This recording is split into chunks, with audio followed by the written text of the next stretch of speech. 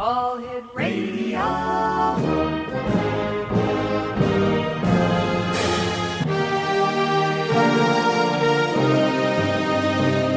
Welcome to the X Zone, a place where fact is fiction and fiction is reality.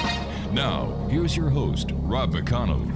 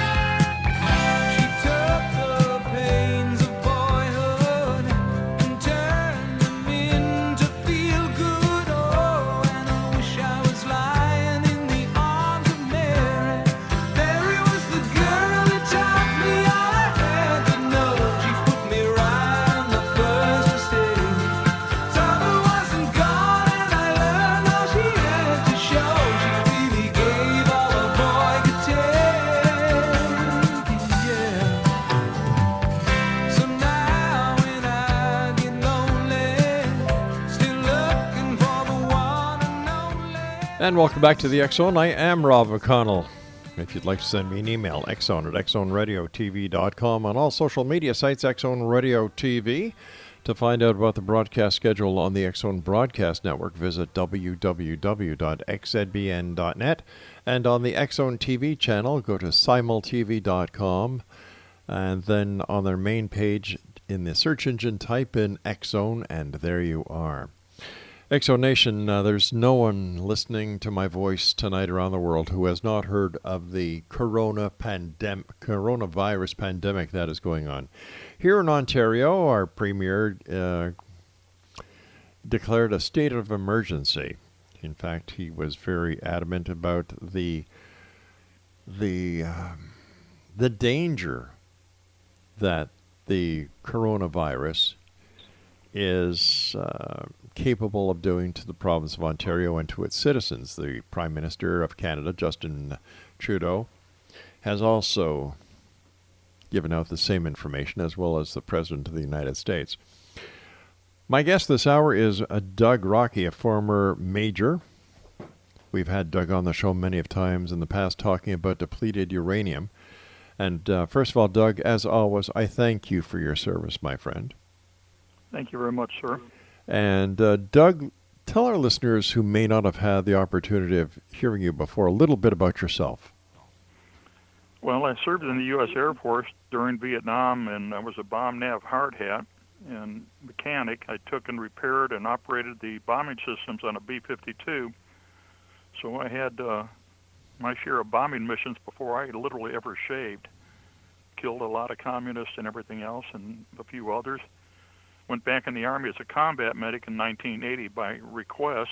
In 1983, I got transferred to the 5035th School for the U.S. Army to teach nuclear, biological, chemical warfare operations and emergency medicine. 1986, I got transferred to the command staff of the General for the Midwest of the United States, which reached into Canada, and took over NBC operations for the Midwest, which meant that in our command, we were it for the Middle East and for Korea, working with what's called Yamasakura. Well, we did all this stuff and was working with law enforcement here at the University of Illinois. I was on a special response team. We call it the Bomb Squad, Weapons of Mass Destruction, because the University of Illinois was doing a lot of work with the Department of Defense with nasties, and people were bringing stuff back from war, and we found it and we had to clean it up. We cleaned up Project Shad stuff, which is deliberate use of chemical and biological munitions on North American citizens in the military. Then we knew Desert Storm was coming, and we knew that the U.S. Army had shipped a lot of biological and chemical weapons to Iraq for Iraq to use on the Iranians, on the Iraqi Kurds, and that's all in the U.S. Senate report called the Regal Commission report. And we did a movie all about that called Thanks for Grateful Nation, starring Ted Danson, Mark Helgenberger. Well, Bernie Sanders was in it, myself, all the rest of us were in that movie. And then Desert Storm came, and we were teaching and getting ready, everybody prepared, because we absolutely knew Iraq had them because they were provided by the United States. And we had a nightmare. So biological weapons, chemical weapons, depleted uranium, the whole mess, everything was there. Radiological isotopes, hazardous materials, just a environmental catastrophe. Well, when we did teaching all this stuff, I was part of Bowers Raiders. We were the 3rd United States Army Medical Command Nuclear, Biological, Chemical Warfare Teaching and Emergency Response Team. In other words, we're the guys that went out and cleaned up the garbage and verified it was there. And we did verify it was all there, even to get the pictures of the munitions with U.S. markings on them. Well, depleted uranium, I got the tasking directly by General Schwarzkopf to clean up the depleted uranium thing. And as you know, Rob, the VA and the military still claim our team was never there and then never did it and never got sick. Isn't it wonderful? It is. And I have to, what is your take on the coronavirus? Because well, the coronavirus is no not new novel virus. Near as we can piece together for all the stuff we're picking up and everything we're understanding, it's a Chinese biological weapon that got out of their Wantu lab, which is equivalent of our Fort Detrick. I mean, how got it out, we don't know. We have no idea. Sort of West Nile virus got out of our bio lab off the coast of New York, called Plum Island. And our team here from University of Illinois, a combined team of military and civilian law enforcement fire, were tasked you guys clean up the West Nile in the park there in New York, and we kind of told them to take a flying leap. And then we did all the teaching and everything. We had the responsibility to teach counterterrorism, nuclear, biological, chemical operations to New York City Police and Fire Emergency Services Unit. Those were my guys that died in the World Trade Center. And my best friend was one of the last men out of the building before it came down. Wow. And they're still sick and still dying from all that garbage there. And then we continued to teach.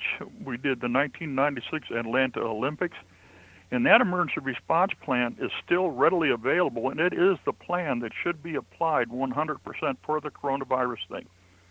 We've given it to the CDC. We've given it to public health here in Illinois.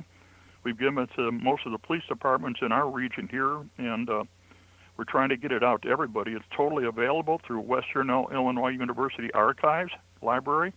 It's totally available at the University of Illinois in Urbana-Champaign Archives at the Hort Field Lab. It's totally available at the University of Illinois Police Department and other law enforcement office places, and then obviously the Rantoul Public Library here in Rantoul, Illinois. And then with the VA. Mm-hmm. You're going, Doug. I'm sorry. So that plan's out there because we suspected and we had a plan around that, and the facility that we used and set up for that was a U.S. military Depmeds. And I've talked to the U.S. senators today and everything in the last few days and other senior officers all the way up the chain, CDC, and said, you need to implement and send out the MASH units, send out the Depmeds facility and set it up because it's a major hospital set up for nuclear, biological, chemical warfare operations and medical care. And it can be, from the time they're notified and they start to deploy, it's an operational hospital within 6 hours. All right, Doug. And we've done it in Desert Storm. We've done it all over the place. I personally was there and did it. All right, so if the coronavirus is in fact a biological warfare agent that somehow got out of the lab in Wuhan, why isn't it being addressed as such?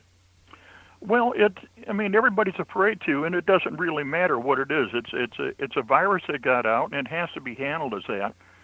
And so what we do know, and talking with the CDC and talking with public health and everybody else, it's not much worse than the flu unless you have all kinds of other medical problems, and then it becomes a nightmare.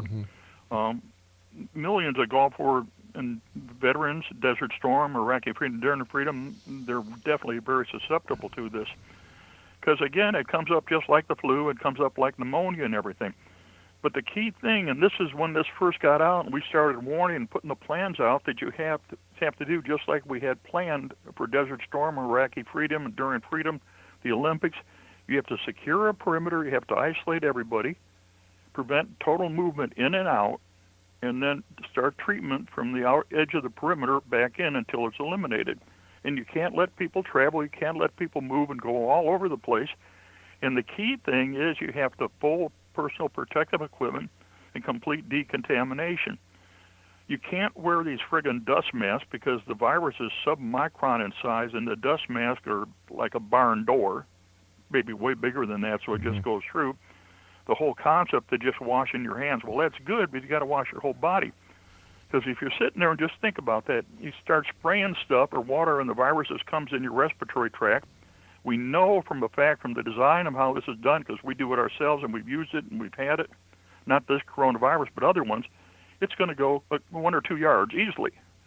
And so it'll spray the whole body. And so anybody that comes in direct contact, which is the only way to get it, you have to be directly sprayed by somebody from it, respiratory, or where they've left it on the surface from spitting on it or touching with their hands or their feet or their clothes or having it on them and sitting someplace. You have to have come direct, immediate contact. Otherwise, you're not going to get it. It's not going to jump people. It's going to come all over. It's not going to show up automatically. And so you have that. And that was the idea for perimeter security and isolation, which they finally have listened to. You know, we've been all over the CDC. And all right, Doug, please stand by. You and I have to take our first break for this hour. Exonation, Doug ROKKE is my special guest this hour. And we're talking about the coronavirus here on the X Zone with yours truly, Rob McConnell, from our broadcast center and studios in Niagara, Ontario, Canada.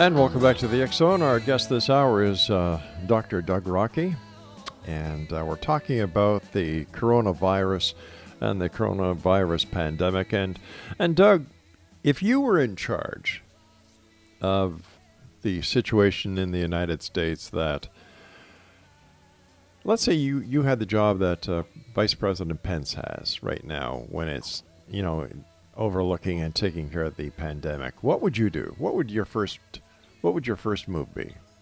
Well, the first thing is, as epidemiology, to find out who has been in the hot zone and how they got out and when they got out. Mm-hmm. And that's up where the people are sick. I mean, just because the people are sick doesn't mean it's the area and the environment's, you know, bad. And you find out who those are, and then you totally isolate them. The other thing, too, I wouldn't allow all the travel. We got open borders, we got open flights and all this stuff.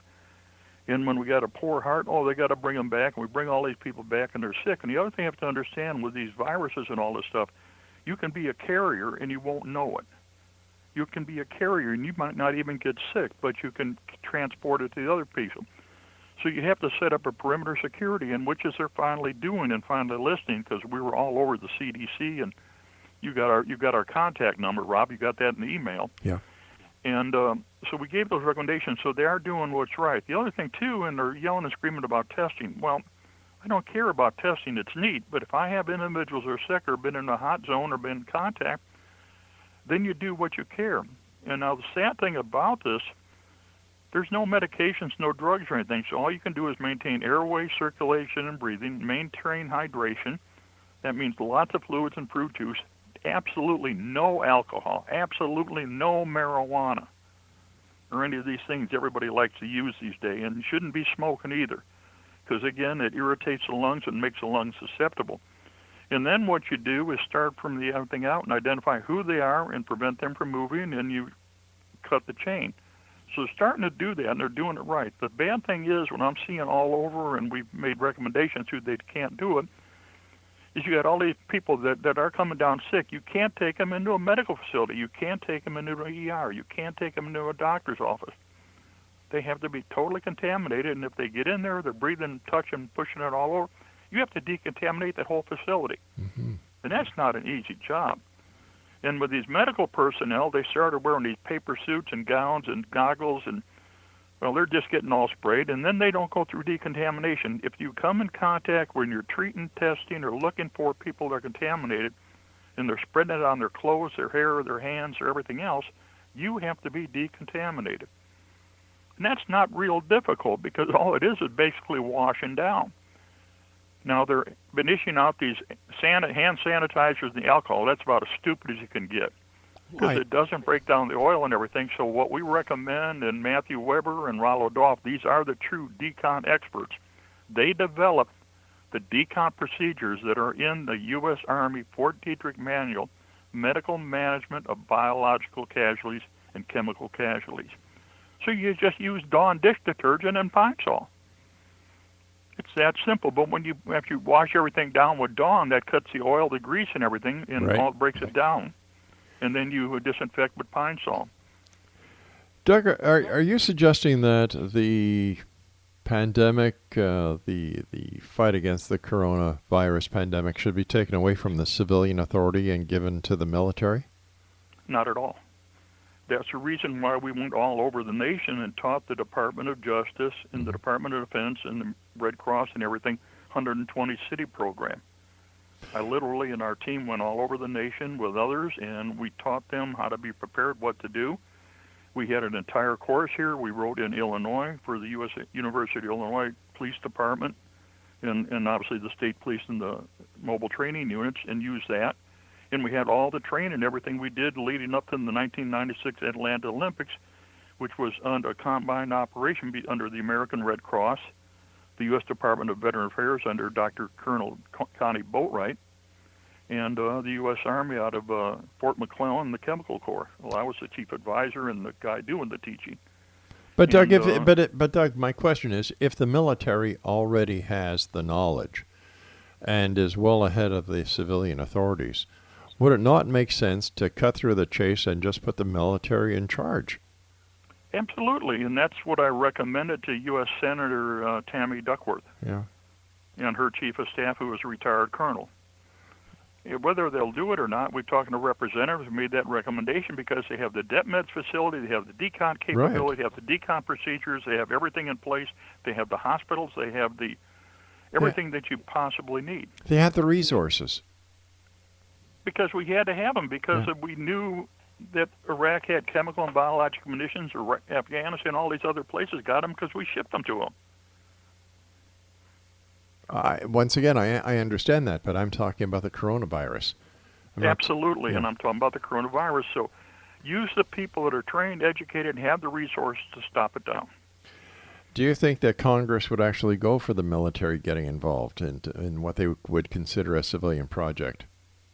That brings a lot of posse comitatus, but I saw on the internet earlier that they were actually thinking about doing what we recommended and implementing, putting the units up and bringing the DepMeds. We could bring the DepMeds up, and even if we had the training, what we taught, I mean, there's got to be still a lot, because we taught hundreds upon hundreds of doctors, nurses, and EMTs and firemen these courses over a bunch of years. Right. And we can teach it again. We have a full 8-hour course that's ready to go instantaneously at the University of Illinois Police Department, who we wrote it for and taught it for, and Champaign County Sheriff's Department, and we taught it all over the state of Illinois. So the people are out there, and they can learn fast. But it's real simple. You isolate, you secure, you identify, you treat, you prevent movement, and all along the way you decontaminate. Now, if somebody is sick and they're down with it, respiratory support and everything else is essential, but you have to remember, you have to wash your sheets, your pillows, your pillowcases, your blankets, your clothes, and everything, and clean your house continuously, because until you come up with 2 or 3 clear samples where you're not, putting the virus out anymore, you're going to recontaminate everything and spread it like mad. And that's the reason for preventing everybody from going out, and then it's just kind of gone bonkers. Everybody is scared. They're out there buying all this stuff up. They're buying all these masks that are totally useless because they literally harbor disease and everything else. They're buying all these hand wipes that just cause mutations. They're buying the sprays when all you need to do is use dish soap and pine sol. You know, there ain't nothing real fancy about this stuff. You got to kill bacteria and virus. You got to cut the chain, and you got to clean up the facility. The present statistics of the amount of deaths that are being anticipated in the United States based on what is going on now is ridiculous. Look at all the people that have died in Italy, and then the death pits that they've found using satellite photography over Iran. You know, but you have problems with water, you have problems with hygiene, you have problems with sanitation, you have problems with medical care. You have all kinds of problems, so you don't have any of that stuff in place because they're already a nutcase.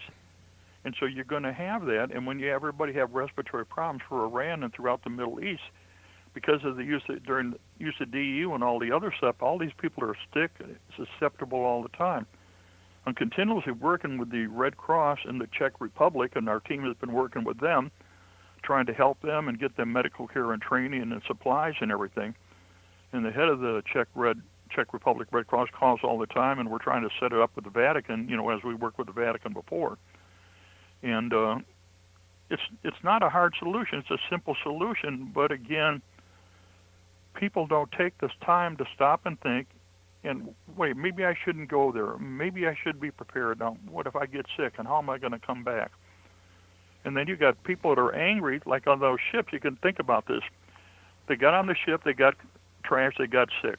They took them off, they put the ship back in there in the service, and the new group on the ship got sick. Hello. You know, they got over in China, they handed out these what I call the death masks, because it doesn't stop anything, sprays it all over, and then you just dispose of it. When you get the clothing, the stuff, and everything, whatever you're using, it has to be disposed of as biological waste, military biological waste. Because as CDC is now acknowledging what we said a long time ago, this lasts for days and hours and days on the surface. And it doesn't go away. And the individual is going to be breathing this stuff for how long ever they have it. And I'm not sure, nobody really knows how long it can regenerate in the lungs and everything. But then we have to go back to reality. I had in one entire unit, I was the only medic for over 200 individuals, a U.S. military MP unit, that held a landmine with Bacillus globagi. I was the only medic for over 200. And I only had about 4 or 5 IVs. When everybody went down, we finally got it. And when I finally went down, they had my best friend, another member of our team, Sergeant First Class Rollo Dolph, who is an American hero. He is the expert on decon for the U.S. military. He wrote the guidance. He developed it with Matt Weber. He had to hand carry me in his arms to the ER at the MidCom headquarters, and they put IVs in both legs and both arms to get me stable. You're not going to see that so bad with this stuff, but when you problem you run into, you can't take a contaminated casualty into a hospital room. Doug, stand by. We've got to control it. Doug, stand by. We've got to take our break for the news, and when we come back, more with Major Doug ROKKE, right here in the X Zone from our broadcast center and studios in Niagara, Ontario, Canada. The coronavirus pandemic is what we're talking about this hour. Don't go away.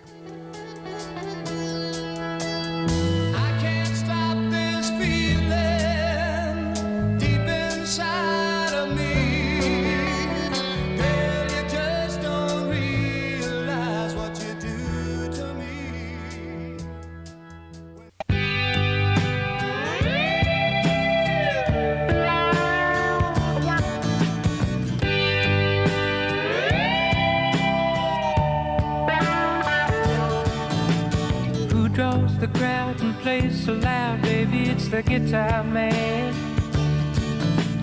Who's gonna steal the show? You know, baby, it's the guitar man.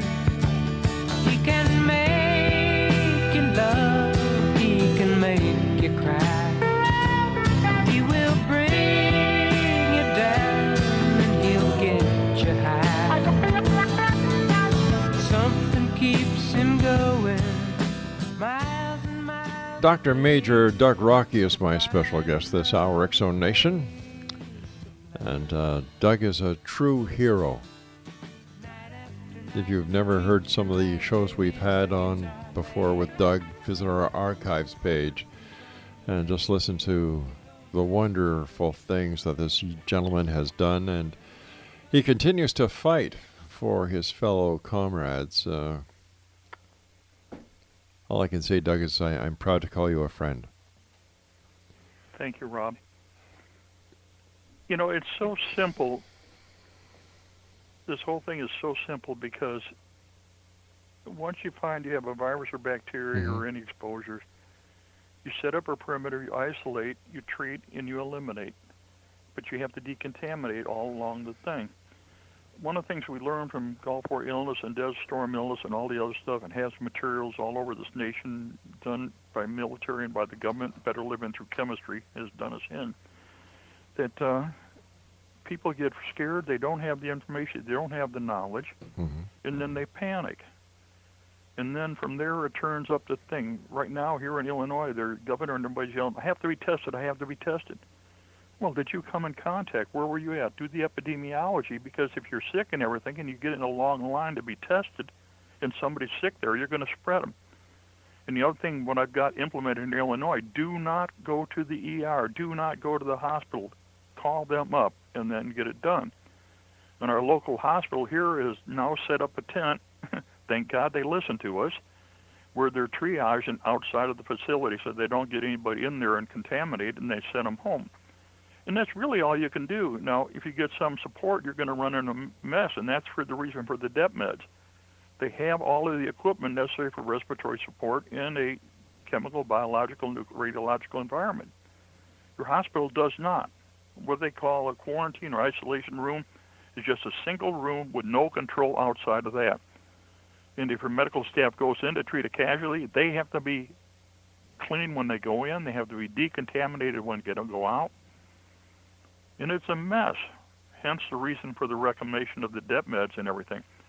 Yeah, people might not like it, but the experts are there, the equipment is there, and that's a new thing. But then the other thing, too, is real simple. People have to go along with it. They have to help us. Well, yeah, I got exposed. Well, I got to go here and I got to go there. Why? You don't need to go any place for a few days. But the thing that we've learned, and what I'm going, I was in medical care for myself literally yesterday at the Danville VA Medical Center. And slowly as I got to the doctors and the nurses and the police there, they found out, oh man, the answers are all here. They're in our library. But as you know, Rob, and you read the email, we had a military library that wanted our team to shut up and go away and not tell people. That's pretty frightening, Rob. You saw the email, I believe. Yeah, yes, I did. So why the secrecy? Why all the interference?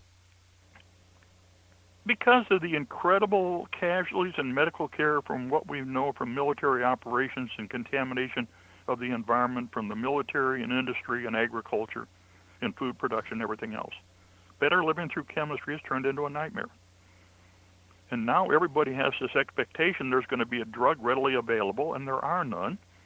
They've totally misused decontamination things and everything in medications, so now we have all this stuff, especially with these hand sanitizers and all this other junk, with little alcohol. Alcohol is not going to break down grease and oil where the stuff is combined onto the skin of the clothes.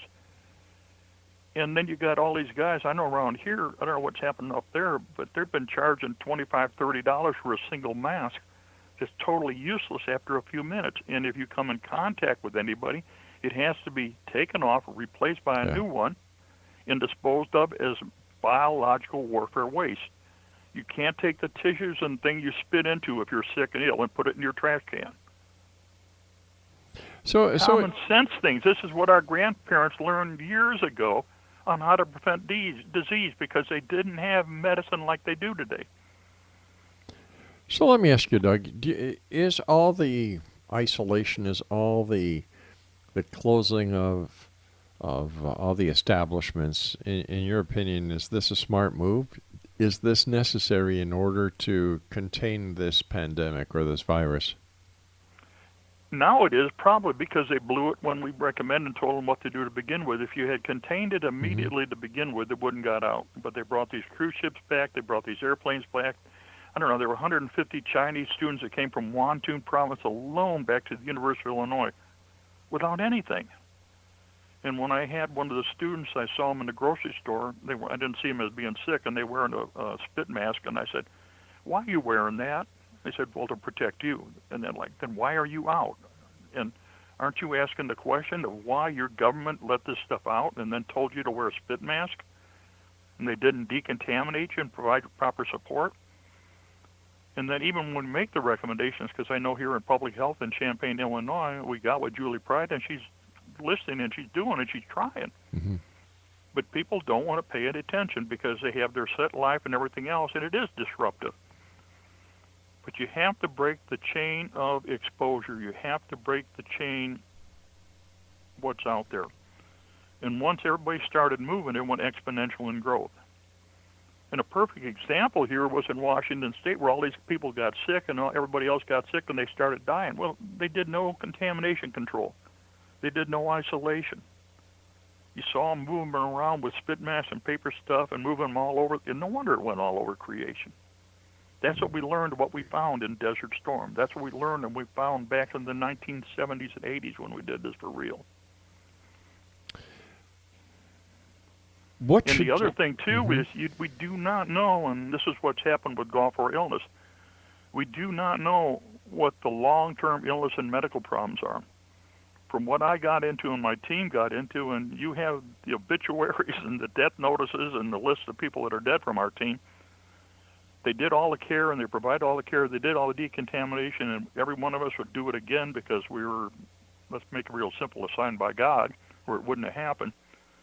And you protect life. Mm-hmm. And I know here we trained so many people when we went on a 120 city program, and then from that they created the United States Army National Guard CSC teams. These are Chemical Biological Response Force. And that came back from our plans, what was called Emergency Disaster Assistance Team, back from 1981 and 1982, that our same team created, designed, and taught. And then we have what we did another one called the Combat Lifesaver course that we designed and taught. You've got all that documentation. They hung medals all over us. And we taught a lot of people that, and they still need to teach it, but we're finding out right now the powers that be do not want the people to see the documentation, information, the simple procedures. Everybody can go online to the U.S. Army, Fort Detrick, and pull up the Medical Management of Biological Casualties. It's a blue book. You can pull up the same one, Medical Management of Chemical Casualties. And then in those books, and especially the 1996 version, you will find the complete decontamination station and procedures how to do it. When I've shown medical professionals here in our region, they go, "Wow, that's simple." And yeah, it is. Secure, isolate, decontaminate, treat, eliminate the transfer, and solve the problem. So how long do you think it would actually take to solve this problem if those procedures that you and your team have come up with, incorporated, and proven in other theaters? How long would it take to clear the present problem with the coronavirus here in the United States and Canada following your protocols? Probably once you break the chain, we're talking just a few weeks. It's going to be days because, transmission and isolation and development, and we don't know what the incubation period is. Yeah. And then if you don't do decontamination, it doesn't matter. And they're coming out, use these alcohol wipes or everything. That's just so stupid. Our whole team is calling all the time, and we're so angry because the stuff is there and the experts are there. But you had a lot of talking heads that never went through any of these courses, never contacted the guys at Fort Detrick, never contacted the gang at the U.S. Army Chemical School, now in Missouri, at Fort Lost in the Woods, and never contacted all our team that taught this. And you've got the documentation. When our team was formed at the University of Illinois back in 1977, we learned a lot and we did a lot. And I think you've seen the videos of our team in operation before, even. But Doug, we can provide those. Listen, you and I have to take our final break for this hour. As always, Doug, great talking to you. When we come back, more with Dr. Major Doug ROKKE here on the X Zone. And if you'd like to get more information, we're going to find out how you can on the other side of this break as we wrap up this hour here in the X Zone from our broadcast center and studios in Niagara, Ontario, Canada. I'm Rob McConnell. Don't go away.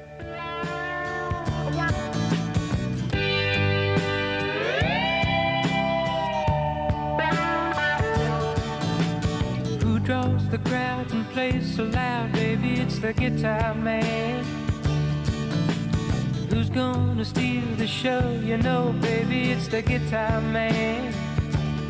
He can make you love, he can make you cry. He will bring you down and he'll get you high. Something keeps him going, miles and miles a day, to find another place to play.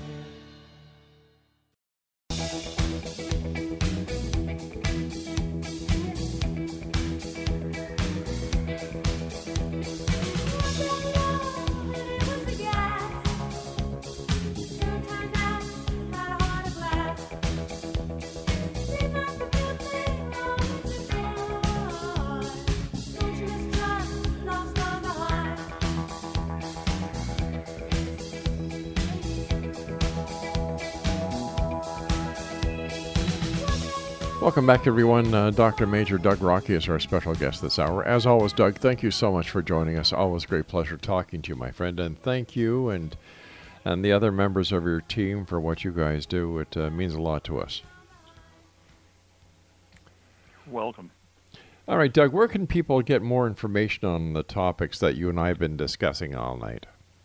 Well, the best places to go are to the website, U.S. Army, Fort Detrick, Maryland, and pick up the book. It's called the Blue Book, The Medical Management of Biological Casualties. The second book is, again, at the same location. You just type in U.S. Army, Fort Detrick. It's The Medical Management of Chemical Casualties. The last one is, again, a U.S. Army manual. That is Field Manual FM 8-285, The Medical Management of Chemical and Biological Casualties. Then all the civilian plants and everything are available at the University of Illinois in Urbana-Champaign archives, at the Hort Field Lab on Florida Avenue in Champaign in Urbana, Illinois. They're also located at the Western Illinois University Leslie L. Malpass Library in Macomb, Illinois. They're also all available, and again, libraries just literally copied the Olympics plan in. They're trying to scan it in to get it on the internet at the Rantoul, Illinois Public Library. And then all of the stuff is also available at the Rantoul Police Department, because the current chief's father was our team leader. Isn't that wonderful? And God bless Champaign County Sheriff Joseph Brown. He's an angel. He saved my life, and he took care of me while I was very ill in the hospital. And then also located at the University of Illinois in Urbana-Champaign under Lieutenant Todd Short. So that's where the information is. And again, it's available at the U.S. Department of Veteran Affairs, because all the Olympics plans were under them. I know that, and I think it's disappeared, but it was at the Indiana VA Rowdenbush Medical Center, because Dr. Connie Boatwright was Chief Emergency Services there, besides being our team leader and an Army colonel. And then you can always go on the internet and look up Bowers Raiders. Is it possible that the government and the civilian authorities really don't want to pinpoint this as a biological warfare agent and publicize it that much, because that would then raise tensions between the United States and China even higher than they are today? Whoop-de-doo. I mean, look what happened with Desert Storm. Look what happened Operation Rapid Freedom. Look what's happened in Enduring Freedom. Look what's happened in Somalia. Look what's happened in Afghanistan. Look what's happened in the Balkans. What's happened in Vieques. What's happened in Hawaii. What's happening all over here. I mean, the chemical weapons, you have the video, or we can provide it again too. When we cleaned up the part of it, only 40 out of 100 gallons of chemical weapons in Urbana, Illinois on East Main, they just ignore it. They ignore the rest because they don't want to tell anybody. Better living through chemistry has created a nightmare. People have lost hygiene knowledge. They don't have medical knowledge. They don't have first aid knowledge. Everybody wants to rely on the internet or technology or look for some magic drug, and it's real simple. Keep your body clean. Don't put your fingers in the mud. Mm-hmm. And if you get into it, wash it off and take care of it immediately, and don't spread it to somebody else. You know, we can't have open borders and total travel where there's no control and nobody is screened for any medical problems. I mean, tuberculosis is, drug-resistant tuberculosis is skyrocketing. And I hate malaria is still out there. Cholera is still out there. I hate to say what these other things are going to come back. Because I've seen my team members and my bosses, my leaders, all get sick and die after they did this stuff for real. And all of us are sick. The whole team is sick. But God put us on a mission. We did the job. We tried to do it. And we continued to do it. And we tried to get the information out. But then as you've already experienced and you've seen the emails, people don't want people to know. The information that you and your team have, has it put you in further risk? Absolutely. My phone line keeps getting cut. The phone company keeps coming here and putting the line back together. I've been shot at. I've been run off the road. I've been denied medical care. I've been denied jobs. I've been ostracized. And I'm not the only one. It's a life we live because we made a decision to disregard the Los Alamos Memorandum, to lie about all the health and environmental effects of military operations, advanced materials, and all of these weapon systems, chem, bio, and everything else. The genie got out of the bottle, and nobody wants to touch it. And then you have incredible contamination on all these military bases all over the place, and they're disregarding it, and they're ignoring it. And what happened to me literally at a Chanute Restoration Advisory Board meeting where I was an elected member, when I attempted to present this, if I was jumped by 4 police officers, by an EPA official, taken out of the room and thrown out of the building.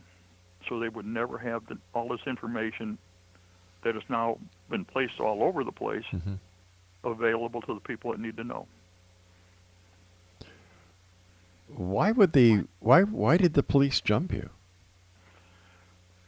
Well, they had set up a personal attack ahead of time, and they thought, again, well, Doug's crazy and all this stuff. We don't know what he will do, and all I was going to do is present the information necessary. So when I reached under the table to bring the open bag with all the documents up, the EPA just didn't want that done. When we look at the photograph, the EPA guy's the first guy on me. It seems that the EPA is a very strong agency, stronger than a lot of people think.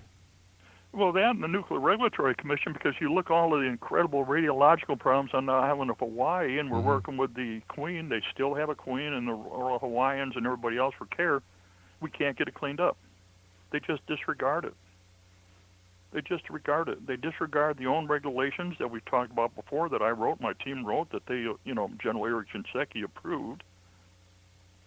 And then people can't get medical care, and then veterans die or commit suicide. It's like to have your best friend, your co-host of my own radio program commit suicide because he couldn't get care that I ordered him to get and that he requested directly.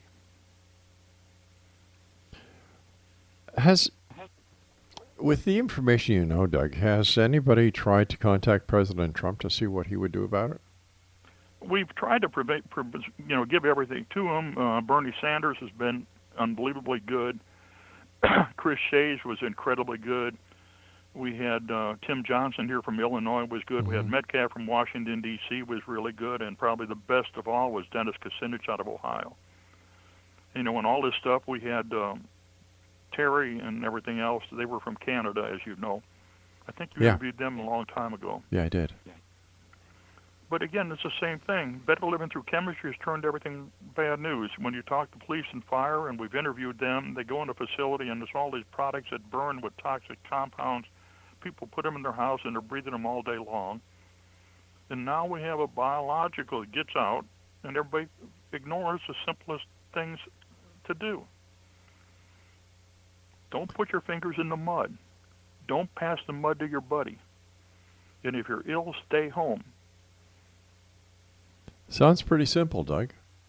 And decontaminate. If you don't wash, you ain't going to do it. But it's not just your fingers. And I have to ask, why are they saying it's just the fingers? I don't know. Why? They're either stupid or they don't want people to know what they really need to do. Because how many people use proper hygiene? That's a problem in Europe and all over Europe and in the Middle East. They don't have proper hygiene available. But could part of the problem be, Doug, that they really don't want the people to know what exactly is really happening? That what we're seeing is a smokescreen that is being flamed by the media, turning this into hysteria?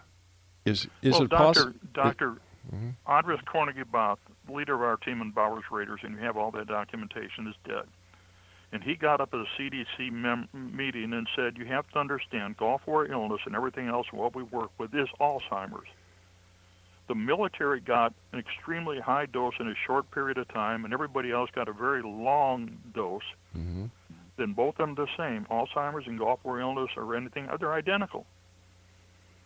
And Colonel Dr. Honestquery brought that up with the CDC experts, and they just went literally bonkers. And the head of the Department of Defense, who was there at the meeting, oh boy, was he mad. And he's the same guy that claims our team doesn't exist and we didn't do it and limits the information from getting out. You know, but there are new people in those facilities now, in those positions, but they still do it. Doug, as usual, every time you're with us, time goes by so fast. Once again, I want to thank you so much for joining us. Doug, always a great pleasure talking to you.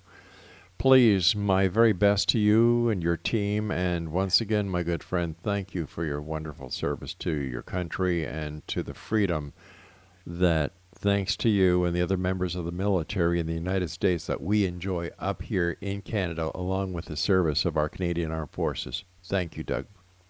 You're welcome very much. God bless. God bless you too, my friend.